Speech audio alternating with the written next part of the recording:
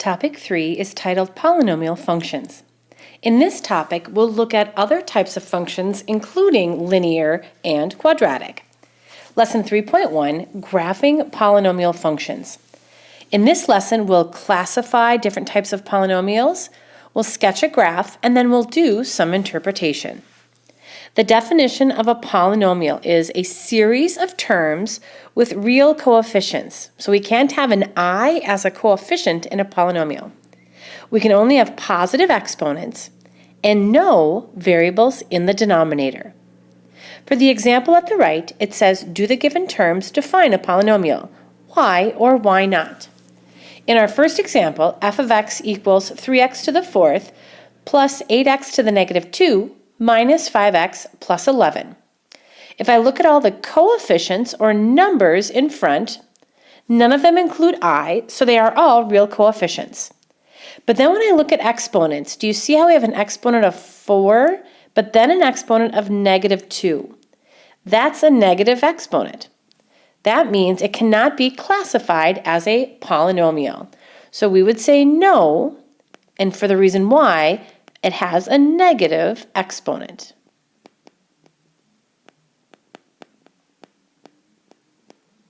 And that's all you would do. Looking at the next one, y equals 1/2 x squared plus 8x minus 16. Again, let's start by looking at the coefficients. We have 1/2, 8, and negative 16. They're all real numbers. Taking a look at exponents, we have x squared. Technically, that would be x to the first, and then we have our constant. So this is just a quadratic. And it has no variables down in the denominator of the fraction, so yes, this is a polynomial. And we've graphed quadratics before. They are defined, in fact, as polynomials. One more in this row. G of x equals negative 1/3 x to the fourth plus 4x to the third minus 7 over x plus 3.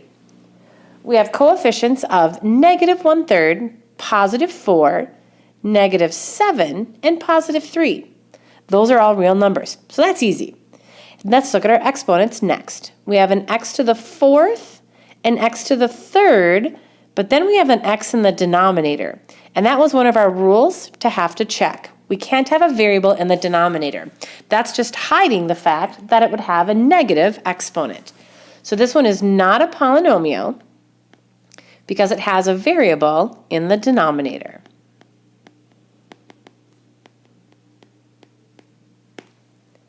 All right, so let's take a look at example 2a. It says write the polynomial in standard form and use it to identify key features. So over on the left, I wrote standard form is writing the polynomial in order from its biggest exponent down to the constant. So make sure to write this on the right-hand side. To put this in standard form, we have negative 4x plus 9 plus 2x to the third.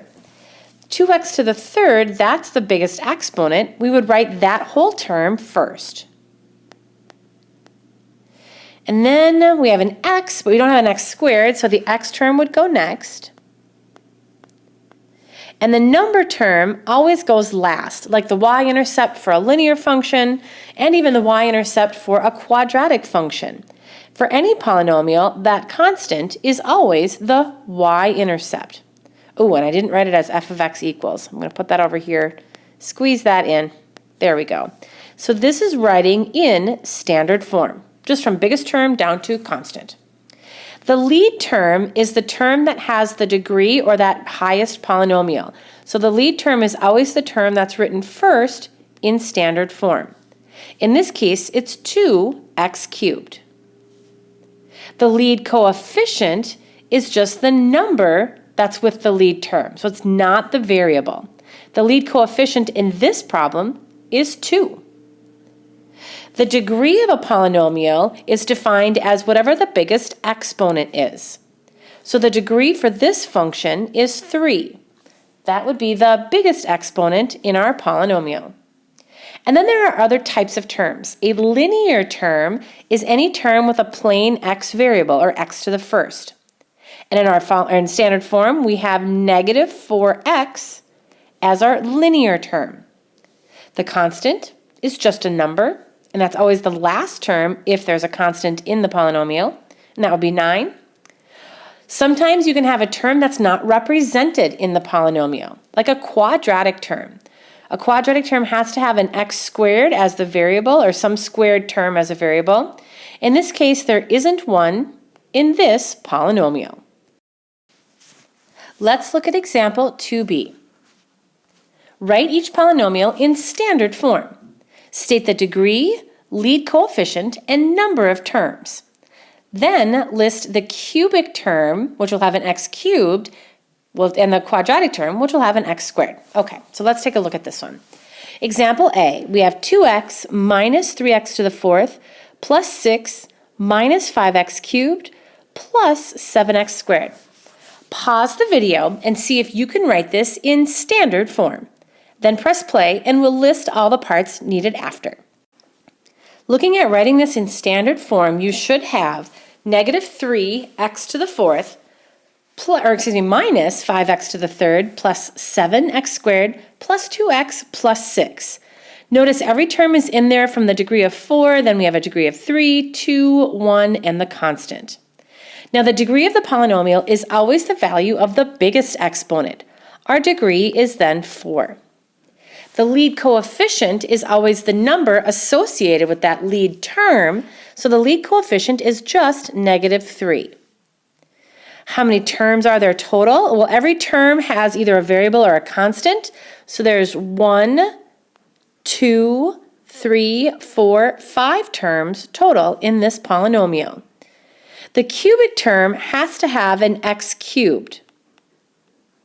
So our cubic term would be negative 5x cubed. The quadratic term has to have an x squared. And in this case, that would simply be 7x squared. Just looking at different types of terms given the names in the directions. See if you can do the same thing in example B. Pause the video and try to complete the entire problem before you press play. In standard form, you should have 2x to the sixth plus x to the fifth minus 3x to the fourth plus 4x cubed minus 8x. Identifying our specific terms, the degree is the biggest exponent again, which is 6, and the lead coefficient for that term is 2.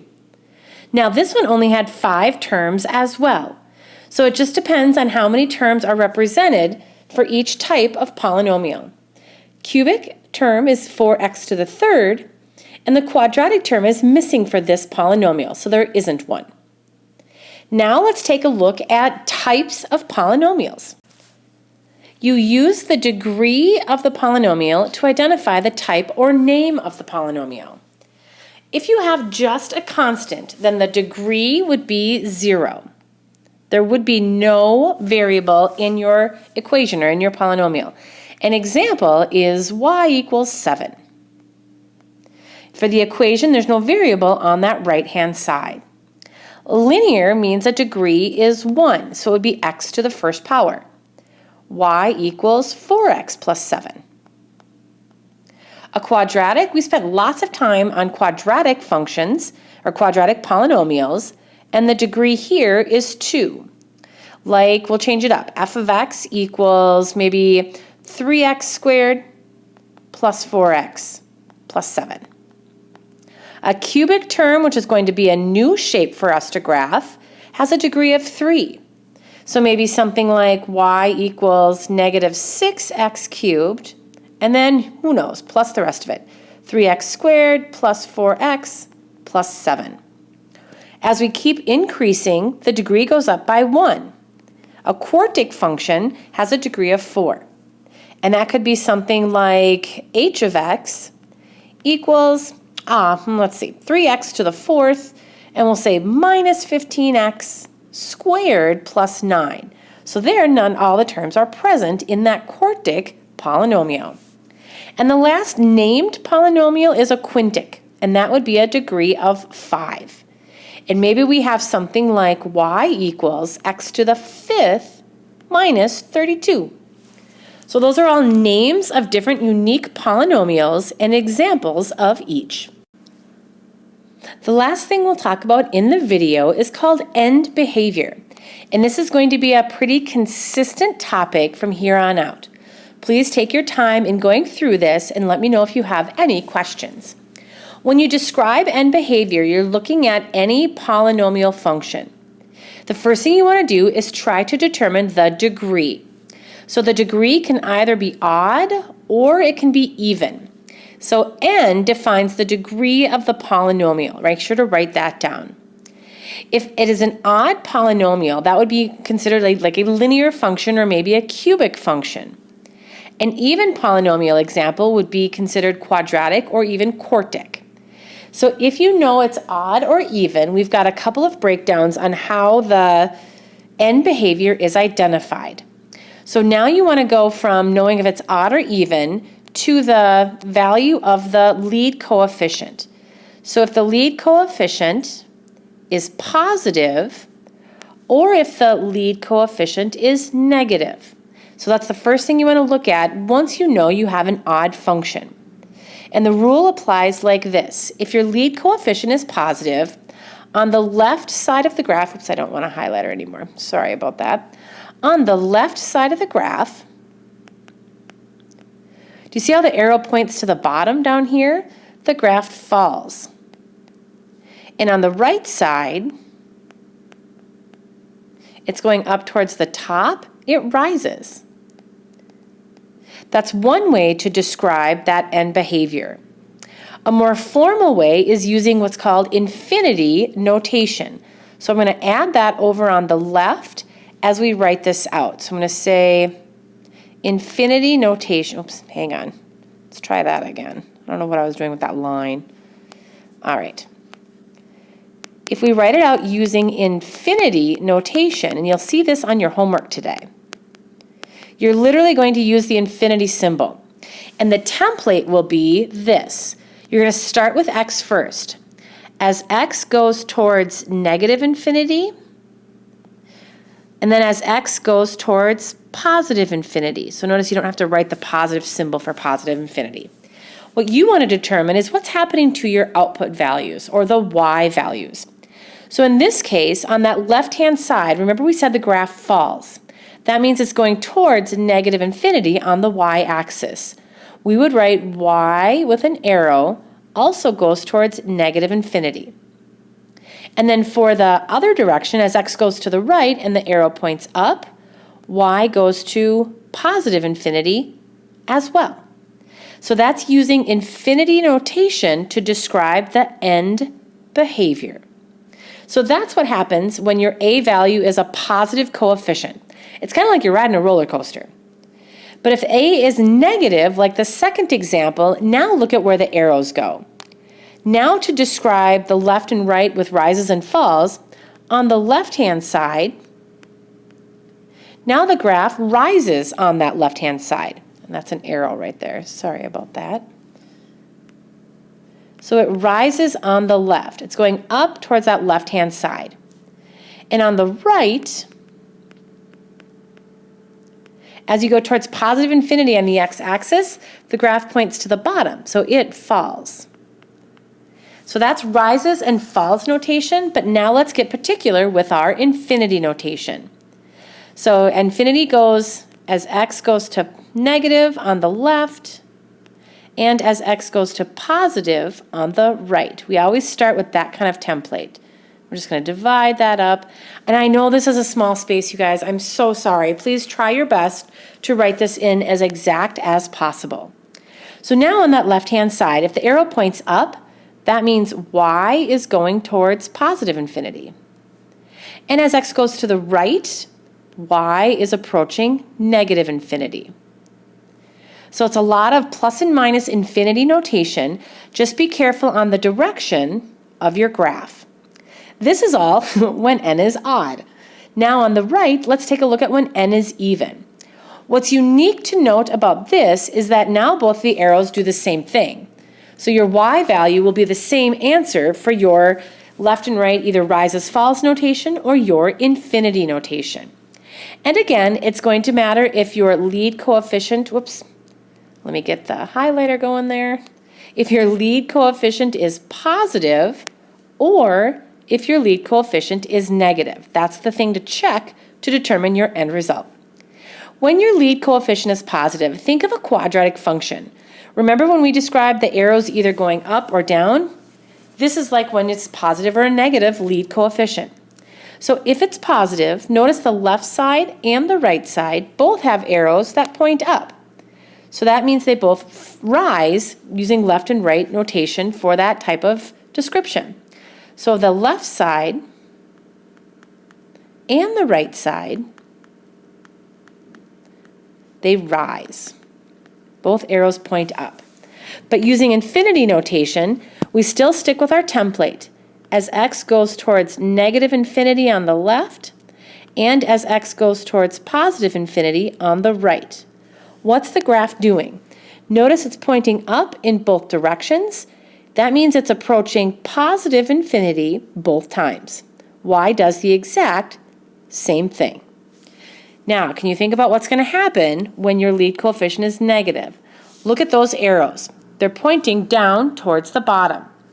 Notice on the left side and the right side, they're doing that same thing. So on the left and on the right,